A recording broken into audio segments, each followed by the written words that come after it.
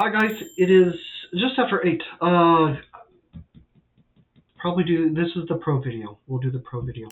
Um, what do I want to do? Let's start here, and then we will work out to the model here. Alright, actually, I take that back. Let's, let's switch over to clarity real quick. This is simulated radar mainly to talk about overnight. So we got these storms out in Oklahoma hanging out. They're going to move east, but as they move east, they're going to die.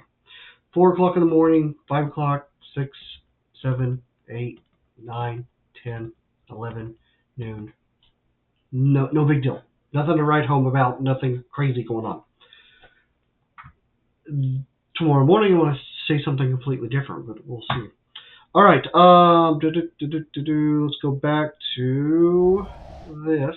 All right, outlook for tomorrow, day 2. We're finally getting the swings in that I've been talking about. So you got the low pressure here, and you've got the fronts that's going to push through. As a result, look at this. We've got crazy stuff. Earlier this afternoon, SPC went ahead and upgraded the risk potential for eastern Oklahoma. This actually covers Delaware County, Newton County, McDonald County. That is 10%, which is pretty high. I know it sounds like it isn't, but it is, for tornado potential. And the hatched area, or dashed area, whatever you want to call it, that is EF2. So 0, 1, 2 is possible in this area.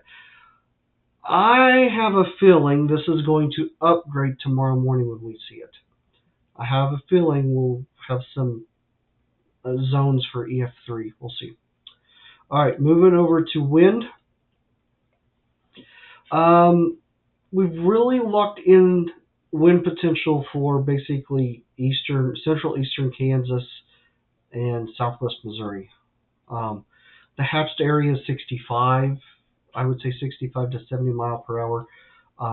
Again, the collar codes is the chance that you're going to see, and the hatched area is what you're expected to see, if that makes any sense. So, quarter area, low potential, quarter area, high potential, just off the general colors, and then this hatched area, winds. Oh my gosh, my brain has been foggy all day today. All right, brown area, 55, 60 mile an hour. Yellow area, 60, 65 mile per hour. Hatched area, 65, 70 mile per hour area. Okay, let's break it down that way. All right, moving over to hail. Looky, we have a red zone now in hail.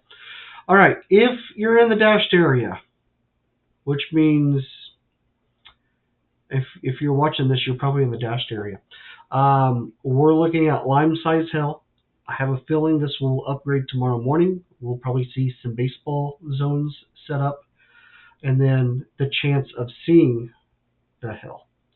Brown area, a quarter, $50, and then I would say ping pong in the orange would be your normal hail, and then on top of that, there's a risk of seeing larger hail, which is the dashed area. That's lime size. It's all mud to me as well, guys. All right, that is really it. I was looking at the models. They're trash. The last 3 runs have been trash. I'm going off predictions from the Tulsa's modeling system as well as Wichita's modeling system. Those are 2. That's pretty close. I can't show those publicly, so I'm just going to talk about them. They suggest development just east of I-35 in Kansas and Oklahoma between 2 o'clock and 4 p.m. These are going to be supercells, kind of what we're seeing now on the map, just more stout and a few more of them. Those are going to work their way east through the afternoon period. As they work into Missouri, into Arkansas, this is when it should transition from supercellular to more of a linear system and become a squall line working its way through. That's what I've been seeing. All right, that is it for now. I don't see anything else. Oh, look at this. Hot off the press, they just issued a tornado warning for the cell just south of Vance Air Force Base over here. And look at the hook. Let's switch over to velocity. Yeah, look at that. I have a feeling we're going to see a lot of this tomorrow. Just a heads up, guys. All right, that is it for me tonight. I'm going to go get some sleep and party like a rock star tomorrow. All right, have a good night, guys.